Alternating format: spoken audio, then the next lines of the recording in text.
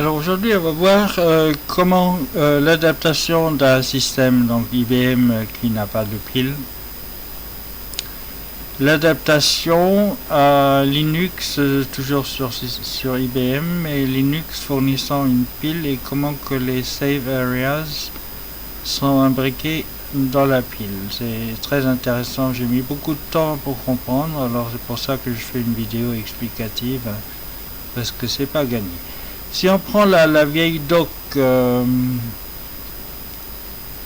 IBM, donc eux ils travaillent avec des save areas, ce sont des zones mémoire qu'on définit pour celui qu'on appelle, pour que celui-là puisse sauvegarder les registres qu'il utilise dans cette zone save area, c'est une zone de sauvegarde. Au retour, il va les restituer à partir de cette save area avant de nous redonner la main. Alors le problème, il est là essentiellement de leur système, chose que problème qu'on n'a pas avec la pile. C'est que si on veut faire un programme, une bibliothèque de programmes réentrante, c'est-à-dire que plusieurs personnes peuvent utiliser en même temps, il ne faut pas avoir de variables en écriture. On fait tout dans les registres. Si on a besoin de variables en écriture, on travaille avec des adresses qui sont passées depuis la plan. Mais en aucun cas, on a une zone mémoire que l'on va écrire. Les registres, on fait ce qu'on veut. On sait que quand on est interrompu, tous les registres sont sauvegardés. Une fois qu'on nous redonne la main, on va retrouver tous nos registres dans l'état dans lequel ils étaient avant, y compris la pile. On est tranquille. Donc là, ils travaillent avec des save areas. Alors le schéma, bon, il y a de l'espace pour stocker les différents registres. On va pas détailler ça. Ça c'est la version 32 bits avec STM. Store multiple qui sauvegarde 14 à 12. 14, 15, puis 0 à 12, ils ont travaillé comme ça, parce que 14 c'est l'adresse de retour, 15 c'est l'adresse où on va sauter, et puis le registre 0 à 12. Donc, nous qui sommes programme, déjà, on nous passe une save area pour y stocker nos registres, si nous voulons. En général, quand on rentre dans le programme, on ne stocke rien. Par contre, il faudra fournir, si on appelle quelqu'un, il faudra fournir une save area au suivant qu'on va appeler, qui lui va stocker ces registres, enfin les registres, les nôtres, là-dedans, ce qu'il va utiliser, modifier, pour nous les restituer, pour qu'il n'y ait pas de casse au niveau de notre programme principal. Donc effectivement, on a des données en écriture, c'est pas réentrant. On verra qu'avec une pile, au contraire, il y a la réentrant, c'est assuré.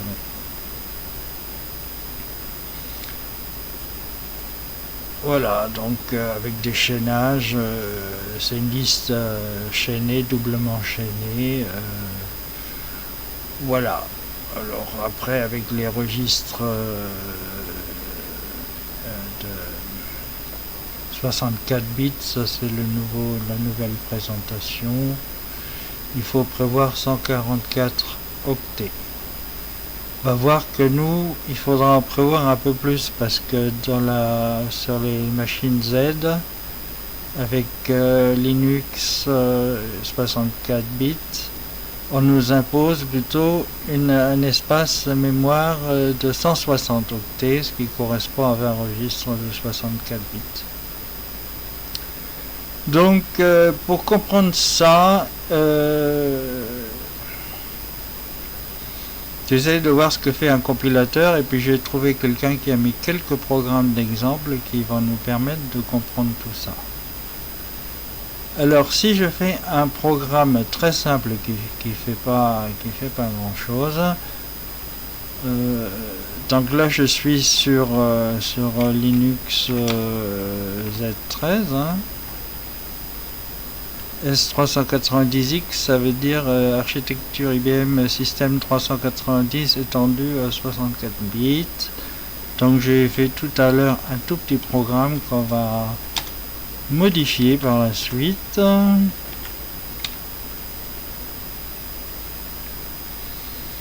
Voilà, j'ai inclus stdind.h parce que par défaut il connaît que integer et unsigned integer. Si on veut du 64 bits, il faut aller inclure une définition de type, notamment de celui-là, unsigned integer 64 bits. J'en initialise à 0, j'ai mis deux variables et en retourne mon programme, il ne fait absolument rien. D'ailleurs, on va le voir tout de suite, on va sortir de là, on va le compiler.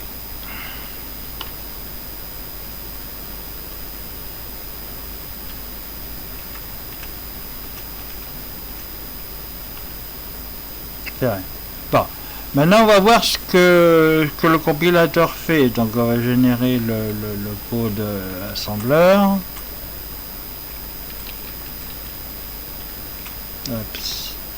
Moins un grand S. Et output, je vais lui rajouter un grand S. Et on va éditer ce fichier là.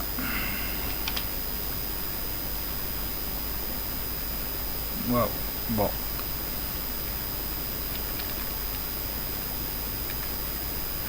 Alors, on va enlever alors tout ce qui est CFI. Ah oui, alors là, je ne sais pas comment on sélectionne.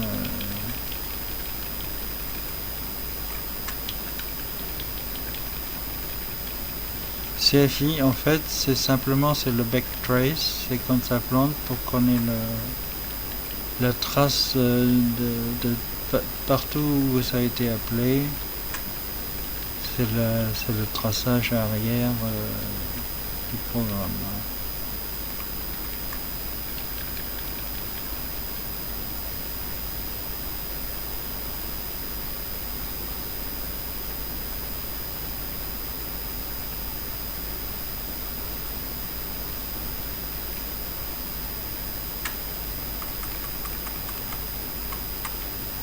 Tout ça, je n'ai pas besoin, c'est tout ce qui est CFI.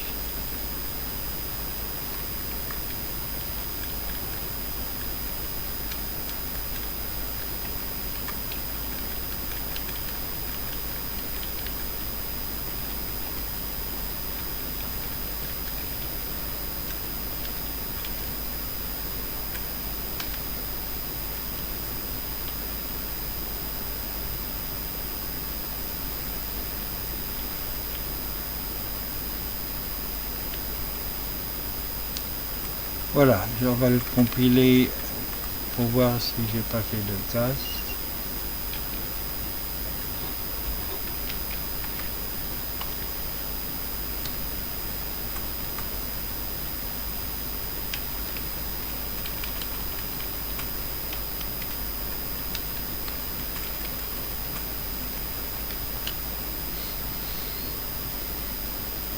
A priori,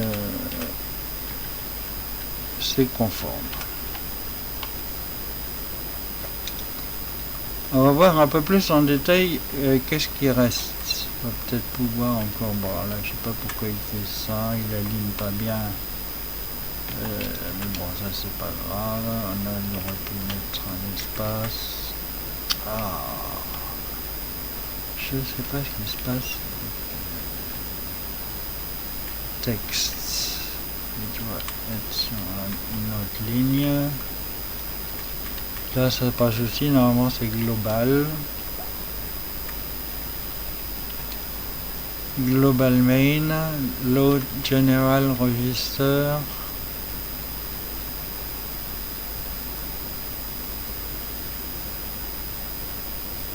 On passe par des registres virgule flottante, là je comprends pas. Floating 2 le R11.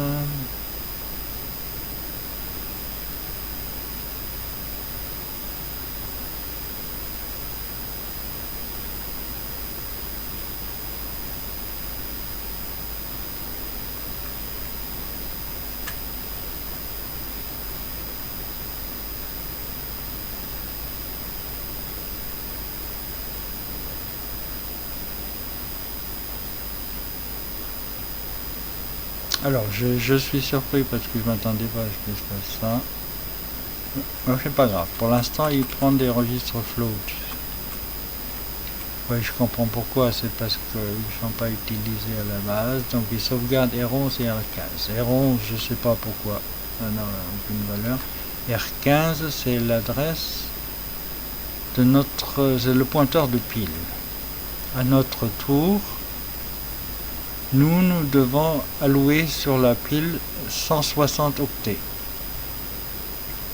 C'est la base, on trouve ça dans la doc ABI Z-Series. Ils disent qu'il faut obligatoirement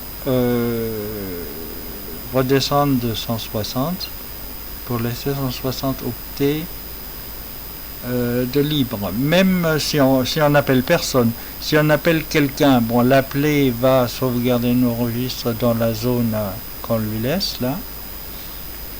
Mais il ne faut pas oublier que si on appelle personne, si on fait une division là dans... Je sais pas ce qu'il me fait l'éditeur. Il me rajoute des touches. Si on fait une division et qu'on divise par 0, on va partir en traitement d'anomalie, en traitement d'exception en anglais, qui lui donc va utiliser l'espace des 160 qu'on lui laisse pour stocker tous nos registres, pour nous les restituer au retour, quand lui il aura fini. Donc, on descend de 176 parce qu'on a deux entiers de 64 bits. Un entier fait 8 octets, 8 x 8, 64, il en faut 2. Donc il descend de 16. Dans registre 0, il nous met une première variable. Clear General Register 0. C'est la variable UINT64 i égale 0. J, elle est en 160. Là, il nous a descendu le R15. Donc, R15, il est en 160. Après, il fait un store de R2 dans I. R2 contient quoi? C'est le code de retour. Il met 0 dans 168, deuxième variable. Là, il fait un op pour réaligner, je ne sais pas s'il est utile.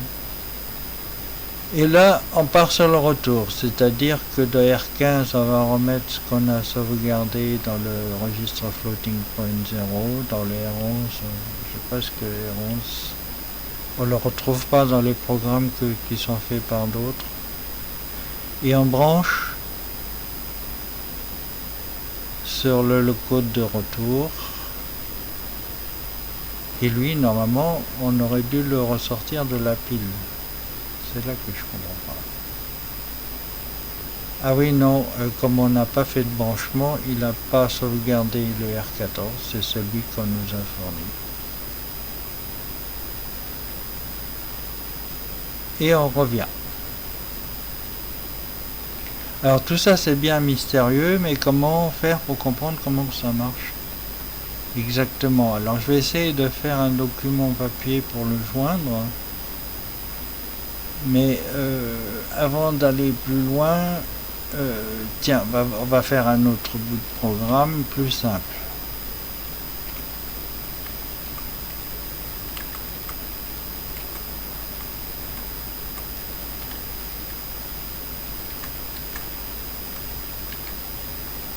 Alors, je sais pas, c'est des lettres qui se mettent.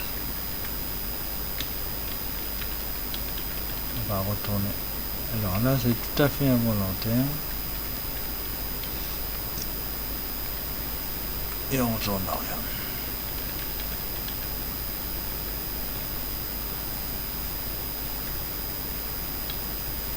On a le droit, on définit deux variables et on ne retourne rien.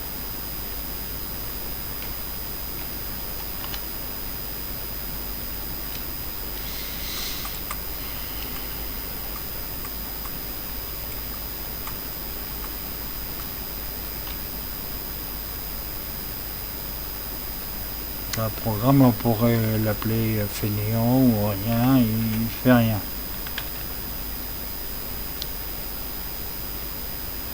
Bon, qu'est-ce qu'il nous a généré, lui?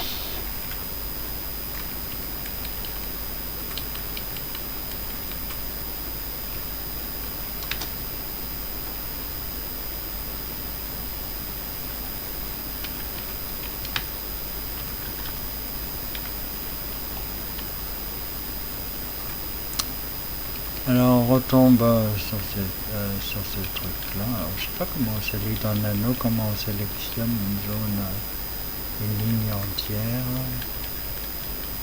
Alors, décidément, il passe par des floating points.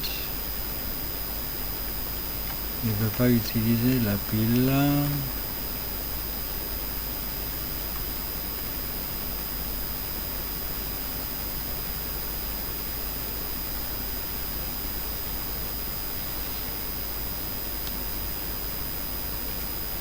On va le faire encore plus simple.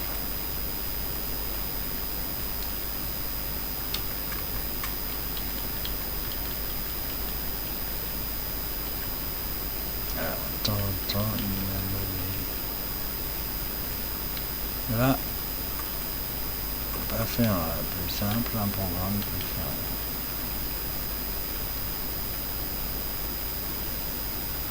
Quoique, il faudrait quand même que je fasse un truc bidon.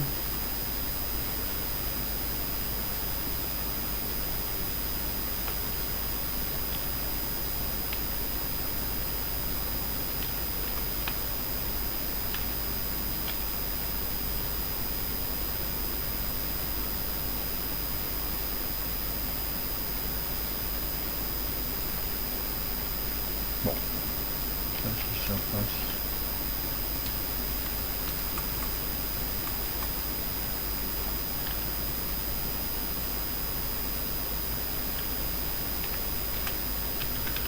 Alors, qu'est-ce qui se passe? Donc si on fait un exercice -S,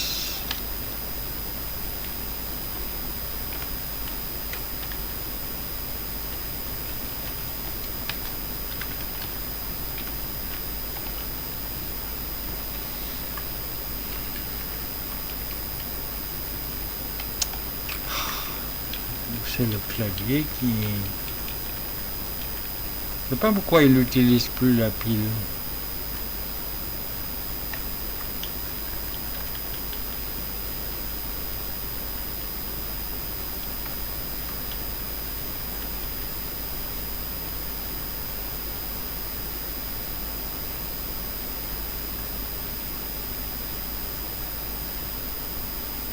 Avant il utilisait la pile, maintenant il n'utilise plus la pile.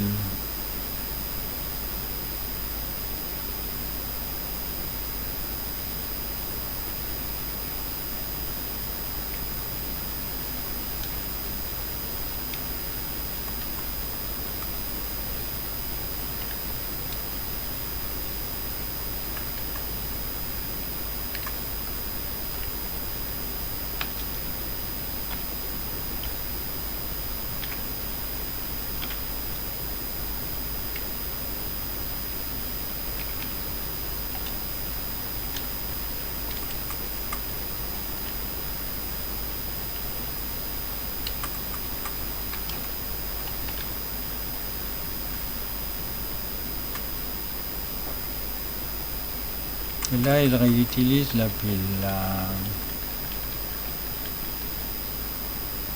Bizarre. Bon. Il met dans un registre float. Alors, je sais pas à quoi, je me répète, je sais pas à quoi sert Aéron. Il n'a pour moi aucune signification. Le seul qui est important, c'est l'AR15.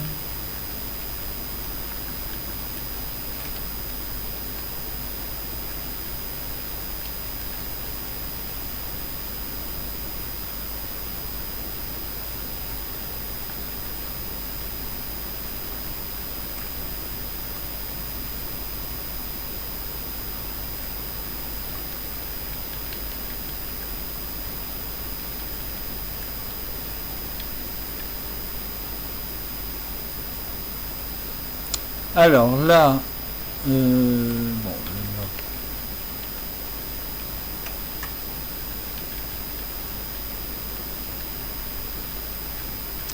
ce coup-ci, il n'utilise pas la pile. Avant, quand je compilais un programme simple, il utilisait la pile pour sauvegarder le R15. Là, il le fait plus. Voilà, une fois que j'ai enlevé tout ce qui ne sert pas, il faut garder la section derrière pour avoir une pile. Voilà, là, donc, R11 ne m'intéresse pas. La R15, c'est notre pointeur de pile qu'on nous donne. On le sauvegarde dans un registre float. On le descend de 168. Pourquoi 168? Parce que j'ai mis des int. J'ai mis 2 entiers. Et par défaut, en C, c'est du 32 bits. Donc, effectivement, 32 bits, 8 x 4, 32, ça fait 4 octets. Et comme il y en a 2, c'est 168. Après, je comprends pas pourquoi il compare un clear.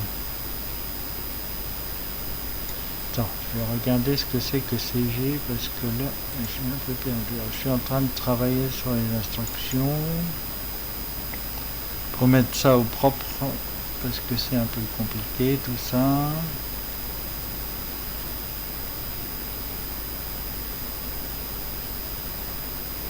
CG, c'est compare enregistre 64 bits. Alors, pourquoi il compare enregistre 0?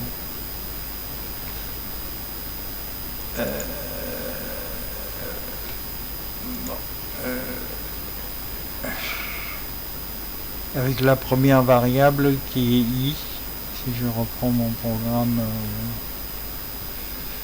ouais, bon, et la deuxième variable, elle est à 164, ou c'est la première? Move high immediate. Ah oui, il utilise toujours le registre 11. Ah oui, il a sauvegardé le registre 11 là parce qu'il l'utilise. Il le met à l'équivalent du pointeur de pile. J'ai pas compris ce qu'il fait le compilateur. On peut se passer de tout ça. Tout ce qu'on sait, c'est qu'avec un offset de 164, c'est-à-dire derrière la save area, dans une zone qu'on a gagné en descendant de 8 octets. Oui, je sais, c'est compliqué. Moi-même, j'ai mis des jours pour comprendre. On met la valeur 2, puisque j'avais initialisé une valeur à 2. Et là, on restitue le registre et on sort. Bon, notre programme en C.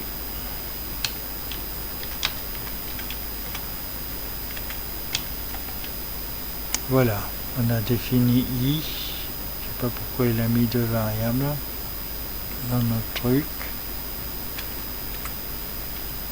On a i qu'on met à 2, j'ai une variable qui est du 32 octets.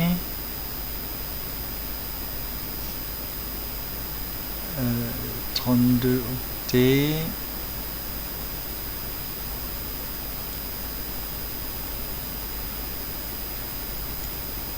Qu'il a mis en 164 et en 160 il a mis une autre variable de 32 bits.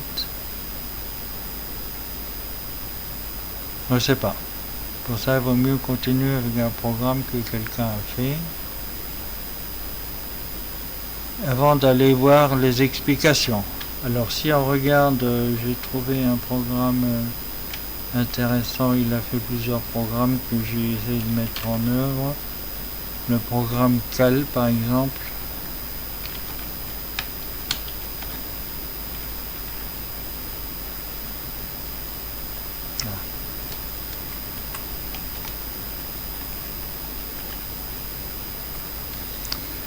Donc ce qu'il nous faut faire, c'est ça. Là c'est plus clair. On sauvegarde de 6, sachant que 0,5, les registres 0 à 5 sont vraiment des scratch registers. On sauvegarde de 6 à 15 sur 48 R15. Pourquoi 48? On va le trouver là.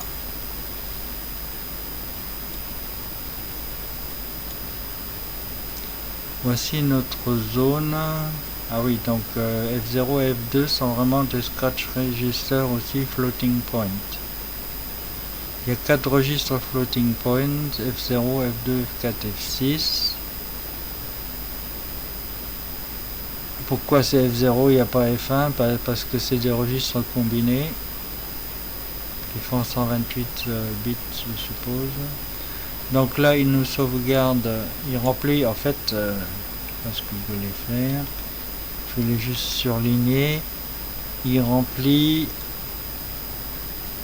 ça. Voilà. Donc il fait ça là. Il est maintenant en truc.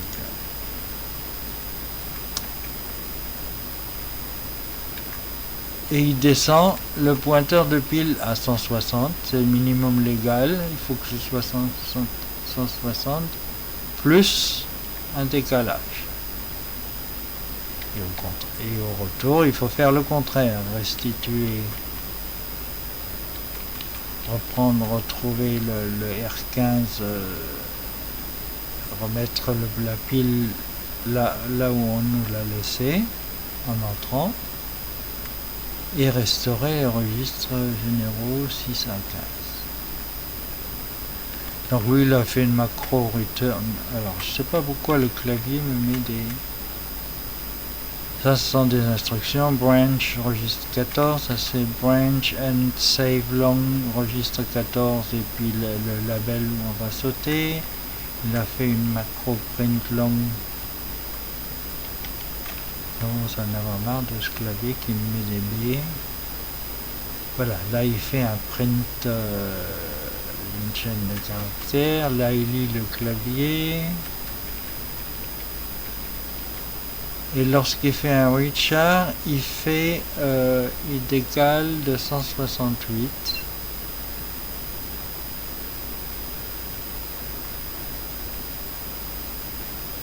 Et à 166 et 167, il met des bytes.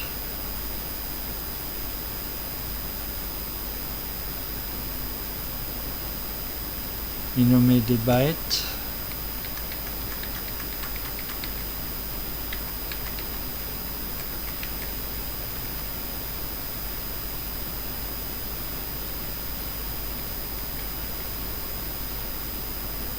Et puis bon, il fait des calculs. Bon, je vais pas rentrer dans le détail, je vais pas regarder ce qu'il fait exactement. Nous, ce qui nous importe, c'est ça. On sait que lui il met 160 plus 8 pour avoir une variable en mémoire, enfin 8 bits, 8 octets pardon, sachant qu'il faut qu'on soit multiple de 8, donc même si tu mets que 2 caractères, 2 octets, comme lui il fait, il faut quand même 8 octets. Qui vont pour nous de 160 à 167. Sachant que de 0 à 159, c'est la save area que l'on passe à l'appeler. Alors je m'arrête là pour l'instant là-dessus. Et j'ai simulé, j'ai symbolisé ça. Alors système def,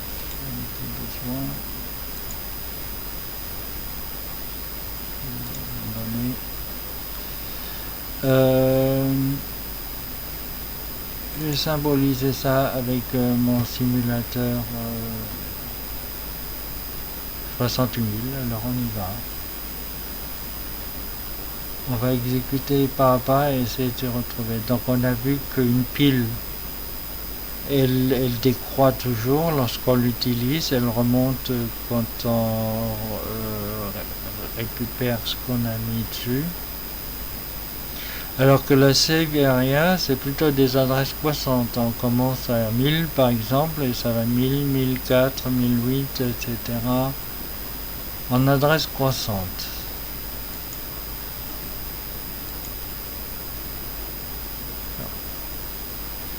En plus, ce que j'ai dit rapidement, mais je vais le redire, lorsqu'on alloue des variables dans la pile, on est réentrant parce que quand on est interrompu Et quand on nous redonne la main, on récupère tous nos registres à notre pile comme si on s'était jamais arrêté.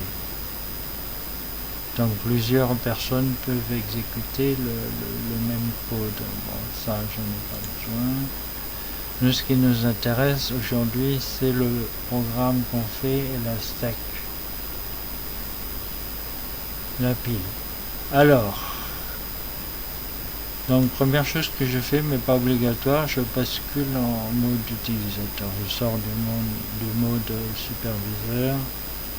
Voilà. Donc mon asset maintenant, c'est user stack.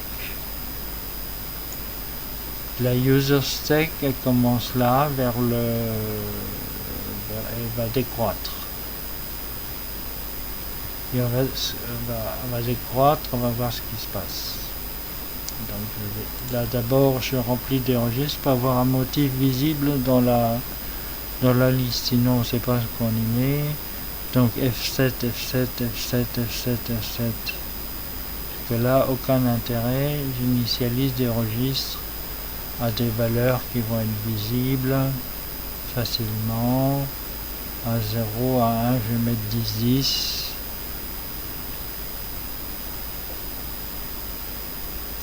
Et je vais les empiler, comme je travaille normalement avec une pile, je vais les empiler.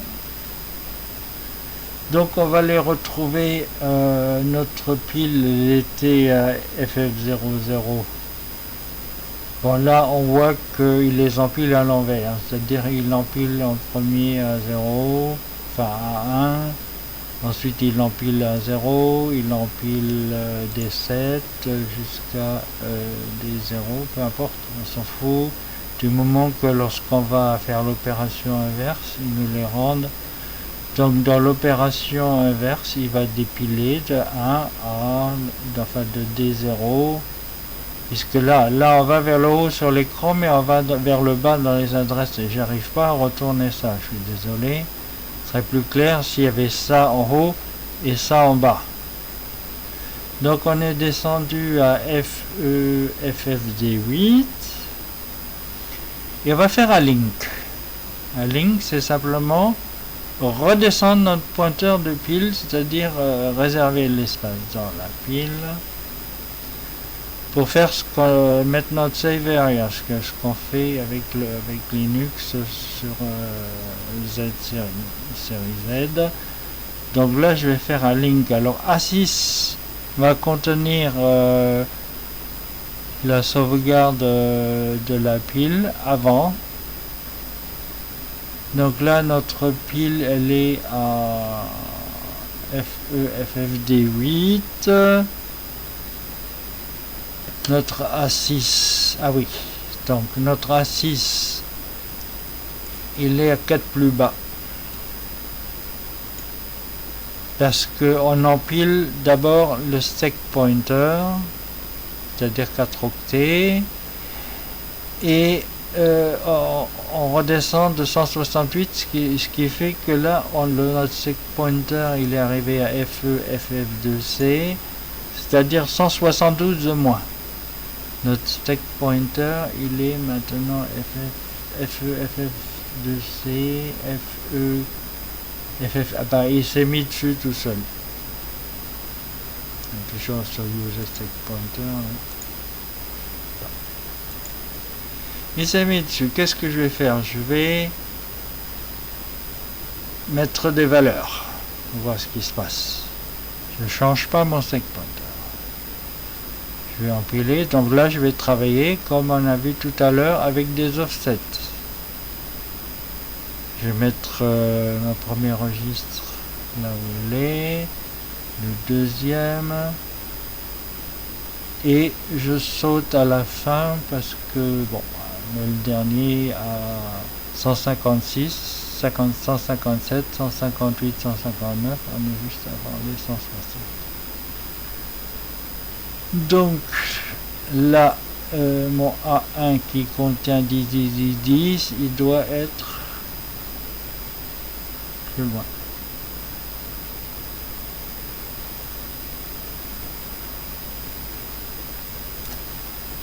Il est là.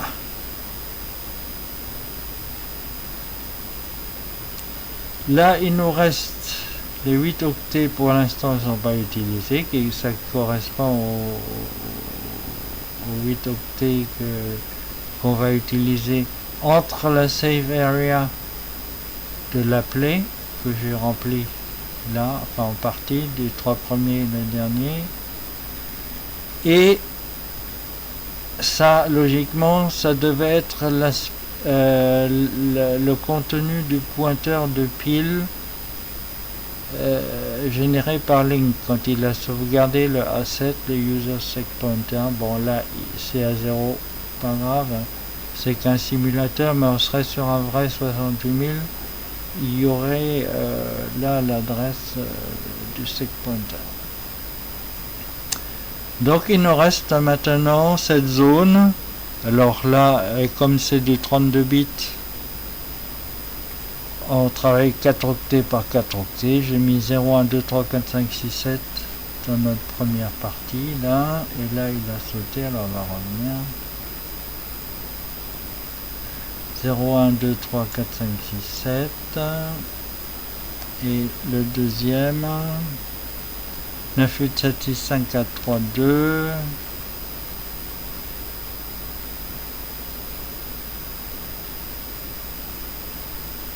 9, 8, 7, 6, 5, 4, 3, 2. Donc on est bien.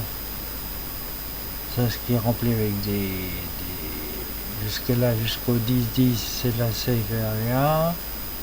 Ça, c'est la zone qu'on s'est créée.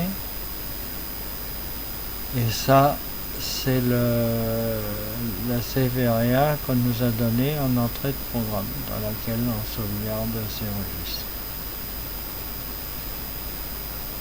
Voilà. Donc l'espace qu'on crée, il se met entre la pile, il se met entre, sortir là, il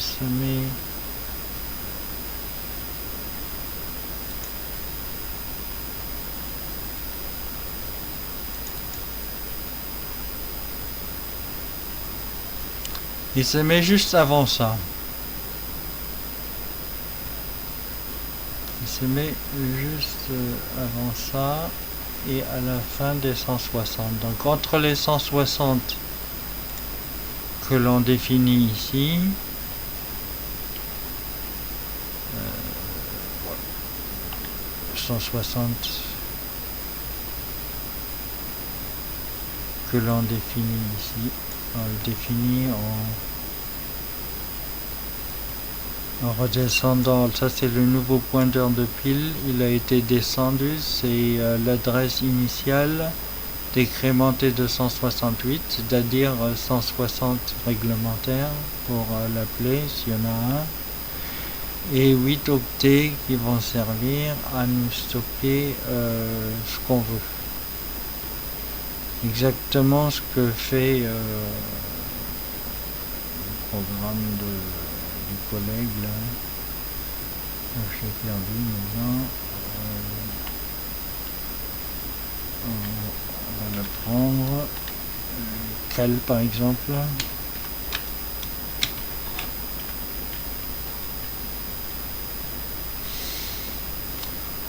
Voilà, donc il fait un enter. Enter the 8, c'est-à-dire qu'il remet une save area dans la save area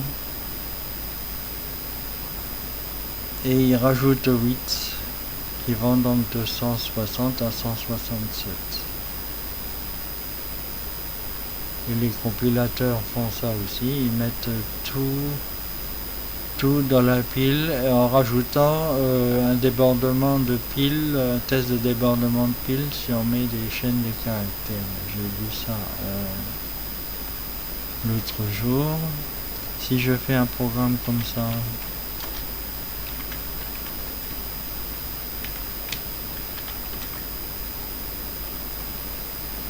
je laisse tomber les entiers.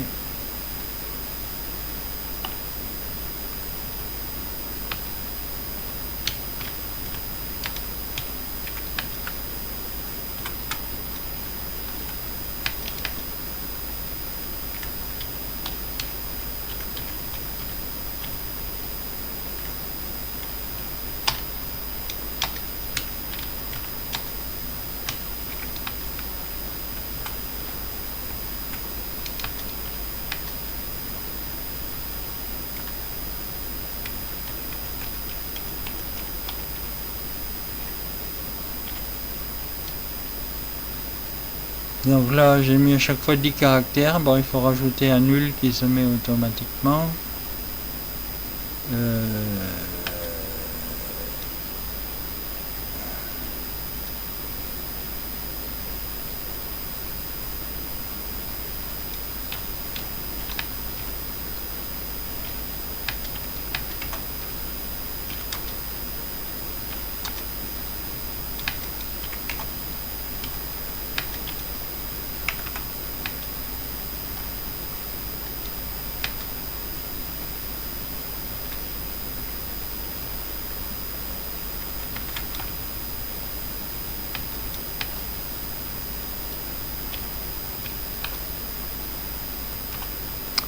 On va comparer caractère après caractère. Si ce C1 pointé par l'index I, on va mettre des espaces pour la lisibilité, on peut en mettre beaucoup, pas du tout, c'est pas important. C1 I différent de C2, voilà, il va s'arrêter tout de suite. Parce que les deux premiers caractères donc là la variable I c'est un entier 32 bits qui va définir automatiquement parce qu'il apparaît là. Faire un break, sortir de la boucle. Et c'est tout, donc il va faire 10 fois, sauf s'il y a une différence, il va sortir. On va voir ce que ça génère.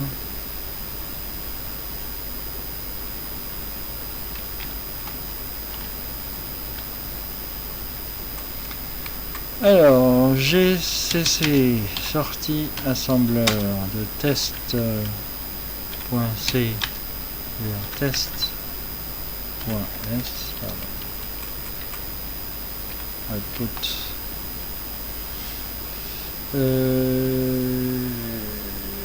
Oui, alors là, il fait pas la déclaration implicite de I. Je pensais que, alors on va le faire là-dedans. Je me souviens plus suffisamment de C pour savoir si je peux le définir là-dedans ou s'il faut le définir avant, on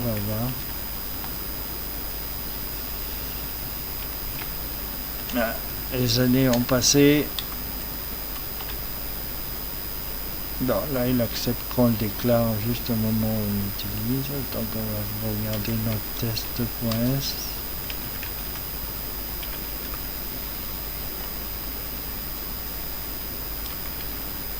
Donc il définit une section read only data.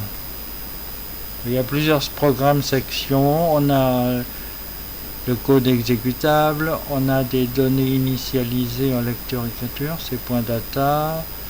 On a des données initialisées en lecture seule, c'est read only data. Et puis on a le point BSS qui est une section de données non initialisées dans lequel on va définir des buffers qu'on va utiliser, des zones tampons par exemple, qui vont se remplir au fil de l'exécution du programme. Global main, bon, les CFI on les oublie.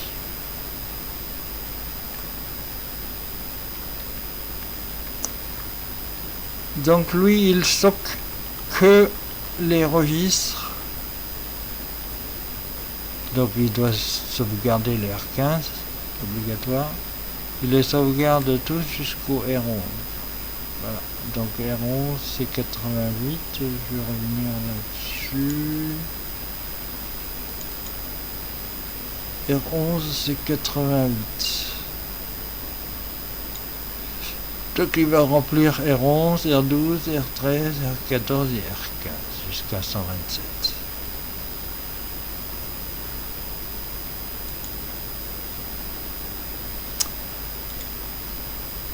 Ensuite, ce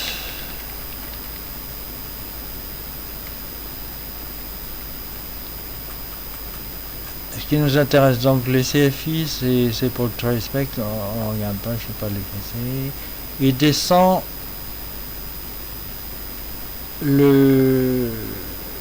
le pointeur de pile de 200, c'est-à-dire les 160 plus 40. Alors pourquoi 40? On a deux chaînes de 10, de 11 pardon, puisqu'il y a le nul, ça fait déjà 22, puis il y a d'autres variables, donc on comprend que, voilà, alors je ne sais pas pourquoi lui nous met toujours les R15 dans les R11, et après il continue à travailler avec les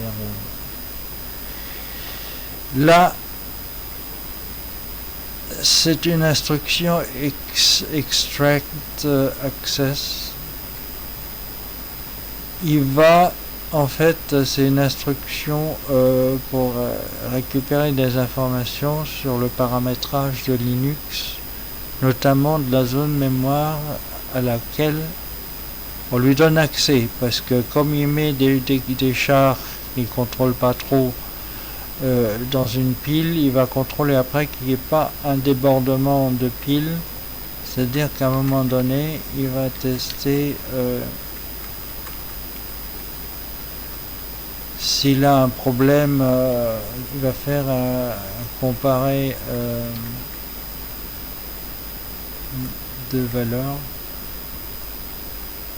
deux caractères, et s'ils sont équivalents, il saute à R6, sinon ça veut dire qu'il a, ah oui, il a mis quelque chose dans la pile, et si c'est modifié, ça veut dire qu'on est à la limite de la pile.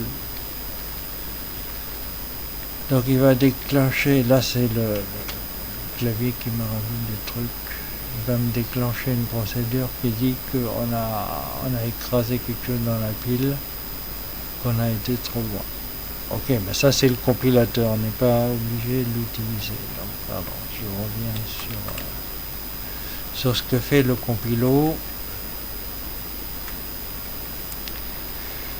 Donc il récupère les adresses de deux registres, Access Control Register A0 et A1. Il met un caractère donc 292 et R11, c'est-à-dire à la fin des 200 qu'il a alloué. Il met dans le registre 0 l'adresse de LC0, première chaîne de caractères. Et là aussi, il prend le premier caractère de la deuxième chaîne.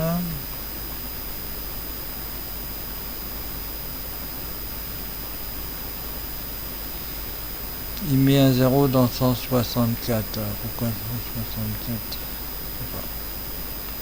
Un jump L2. Et là, il va boucler.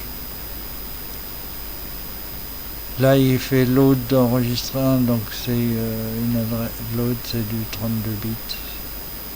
Enregistre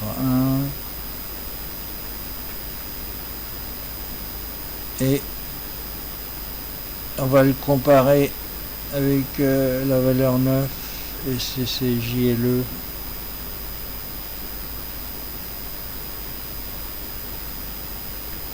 Alors JLE, là je me suis fait avoir aussi. Sur les autres assembleurs, c'est jump lower or equal. Ici, c'est jump long condition equal. Bon. On aligne et il va vérifier toujours les access register. Là, je comprends pas trop. Ah oui, ça c'est pour ce qu'on a vu tout à l'heure. C'est un problème de pile, sinon on est en L6. Là, il restaure R11 à R15, mais par rapport à R11 qu'il a modifié, qu'il a ajusté par rapport à R15. C'est pour ça que c'est plus dur à comprendre lorsque c'est le compilateur, parce qu'il utilise deux registres. Mais ça revient à utiliser que le R15 et à remettre la pile dans l'état où elle était, et puis c'est fini. Donc si je voulais l'exécuter, il faudrait que j'enlève tout ce qui est en trop, les CFI, tout ça. Et puis ça me dirait pas grand chose puisqu'il va sortir de la boucle dès que le premier caractère est différent. Et il va trouver ça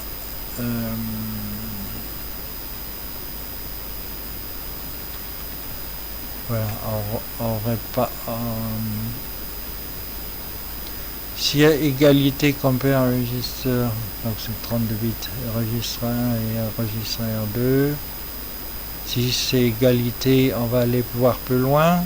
Si j'ai mis ça dans ma boucle, for i égale 0 à 9.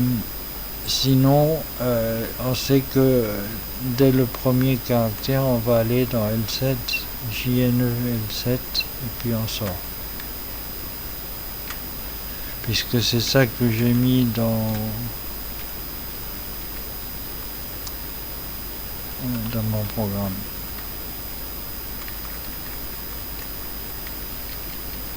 Premier caractère, c'est le caractère 0, et là je vais trouver une différence. Par contre, si je mets deux fois la même chaîne, il va aller jusqu'au bout des 10 tours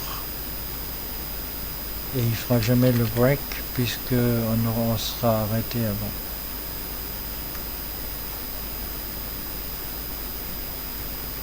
Pourrait le compliquer un peu.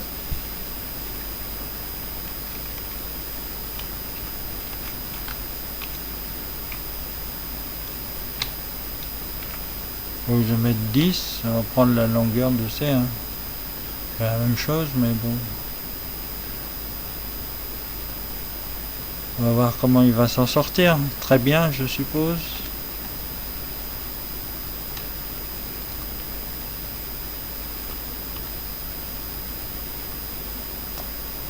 Alors, qu'est-ce qui va pas? Ah ouais, d'accord, ok. C'est pas grave. Et qu'est-ce qu'il a dit d'inclure? C'est il faut inclure string. Ok.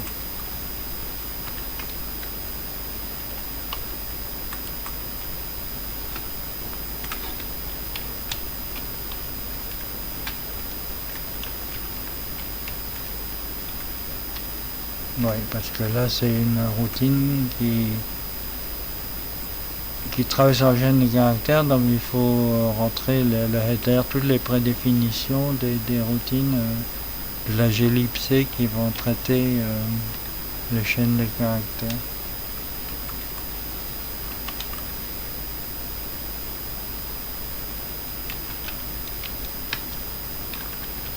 Donc là il va être plus compliqué.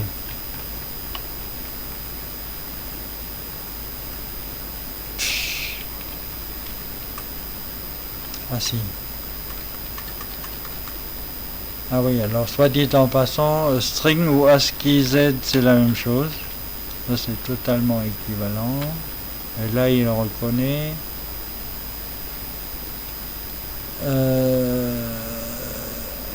Il y a les deux chaînes de caractères. Il y a de nouveau là, il sauvegarde R10 à R15. Donc les R10 il va l'utiliser quelque part plus loin. Donc là il descend toujours de 200 caractères, c'est-à-dire 40 caractères en trop, notre pointeur de pile, ce qui fait qu'il nous reste un espace de 40 octets entre la save area qui est potentiellement utilisée par le sous-programme, notamment strlen.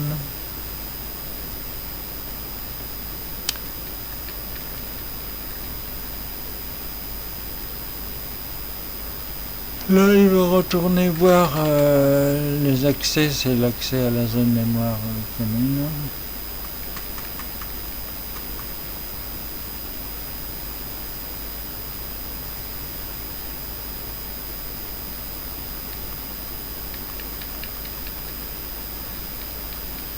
On va voir où est-ce qu'il fait strlen.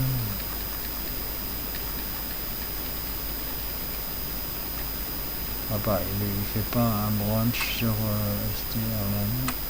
Ah si. Voilà, ça c'est dans la glibc, c'est une routine qui va retourner en R2. puisque les arguments démarrent toujours en R2, R2, R3, R4, R5, R6 à l'appel, retour, R2. Donc ici on a en R2, on a simplement l'adresse de la chaîne. R2 on récupère la longueur et R2 il vaut, alors je sais pas s'il vaut 10 ou 11, moi je pense que c'est plutôt 11, parce qu'il doit inclure le nul de fin. Compare Logical General Register R1 avec R10. R1 c'est la longueur, R10 le General Register Full. Alors en 164 il a dû mettre une variable, je sais plus ce que c'est.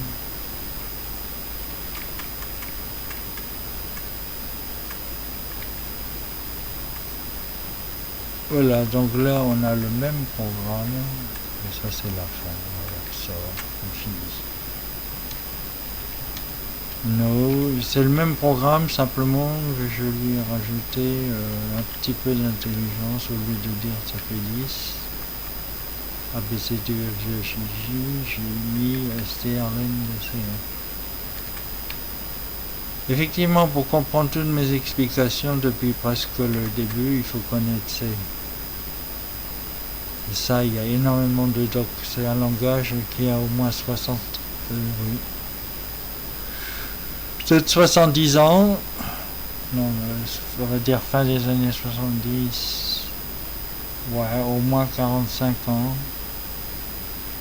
C'est le langage, à mon avis, le plus documenté. Je ne vais pas dire le plus utilisé, parce que je sais que nos jours, on en utilise d'autres. Le tout unique, c'est basé là-dessus, sur le C. Donc forcément, quand on explicite quelque chose, on suppose que le C est connu. Sinon, on n'a aucune base pour démontrer quelque chose. Donc voilà comment ça marche la réservation d'espace pour des variables. Donc c'est à nous de voir si on veut stocker 3 variables de 64 bits, il faut 8 x 3, 24 octets. Donc ça on descend de 160, on descend de 184 et on a la place pour loger une variable. C'est comme ça qu'ils ont réussi, ceux qui ont mis Linux sur les machines IBM. C'est comme ça qu'ils ont réussi à concilier la stack, la vraie pile qui existe partout ailleurs, et les save areas à la IBM pour y stocker, pour y sauvegarder les registres. Bon, moi je vais continuer à avancer sur les instructions du système 390 64 bits. J'essaie de les classer, j'ai récupéré les informations à gauche et à droite, en mettant en bleu le 32 bits, en orange tout ce qui est floating point qui m'intéresse pas trop. Là-dedans, j'essaie de trouver des instructions qui me plaisent pour faire le programme que j'ai commencé à faire.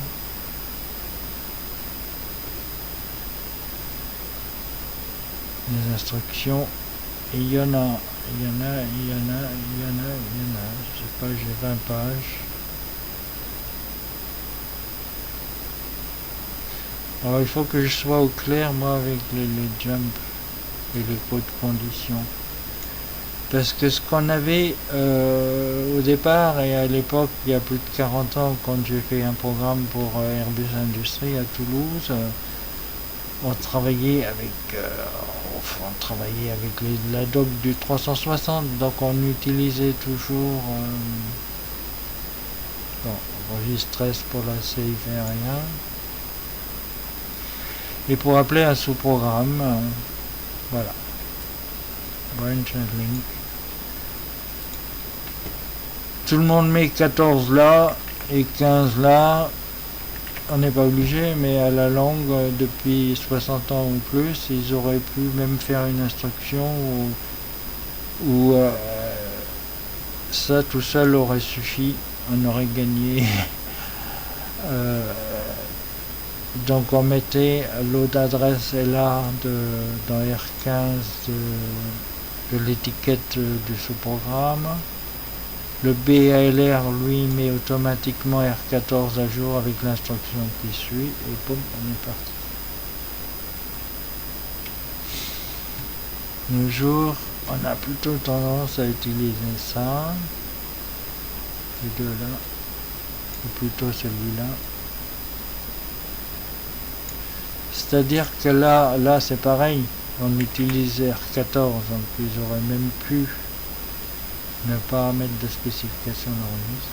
C'est-à-dire que on va sauter à l'adresse de l'étiquette qui va lui-même calculer en relatif notre sous-programme à combien d'octets il est et il va mettre une adresse en dur et enregistre 14 pareil, il va mettre l'adresse en dessous avant de sauter.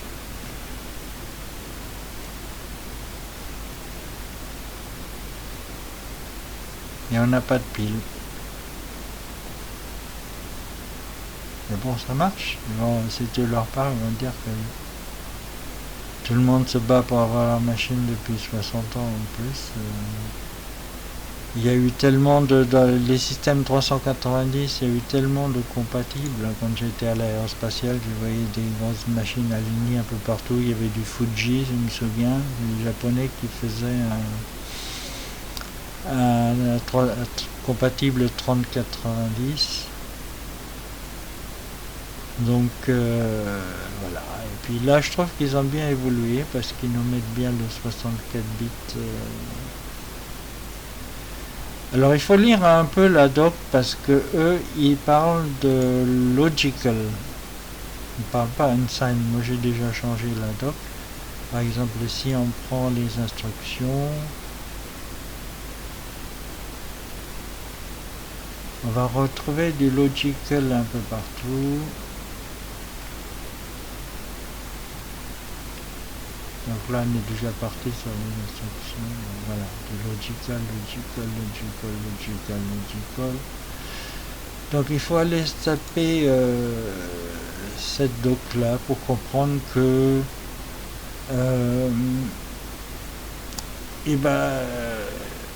quand les valeurs sont signées c'est de l'arithmétique, quand les valeurs ne sont pas signées c'est pas de l'arithmétique, c'est du logique. Bon, moi je suis pas d'accord, moi je suis habitué à travailler avec des valeurs non signées. Bon, alors une fois on l'explique quelque part ce que c'est que logical. Donc là on est à quelle page? On est trop bas.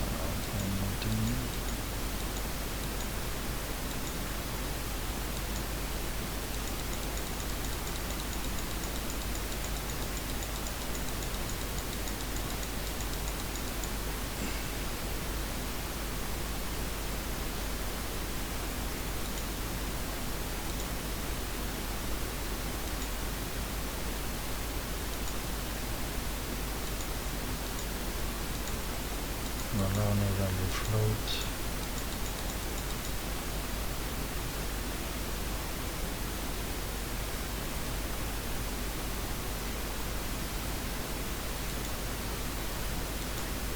Rien à voir avec ça. Même si je suis pas déjà trop haut.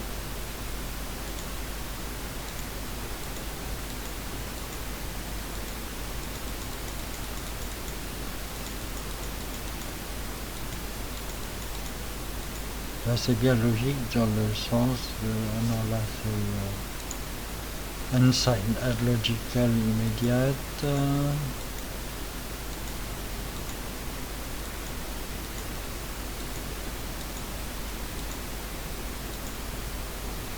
Bon, je sais pas combien de temps je vais mettre pour retrouver ça, on va s'arrêter là simplement pour dire que moi tout ce qui était logical je vais remplacer par unsigned déjà comme ça.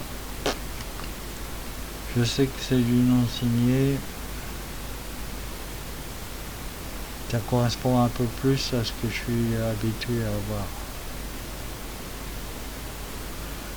Voilà, bah, pour l'instant la doc, je vais m'arrêter là et on fera d'autres vidéos par la suite.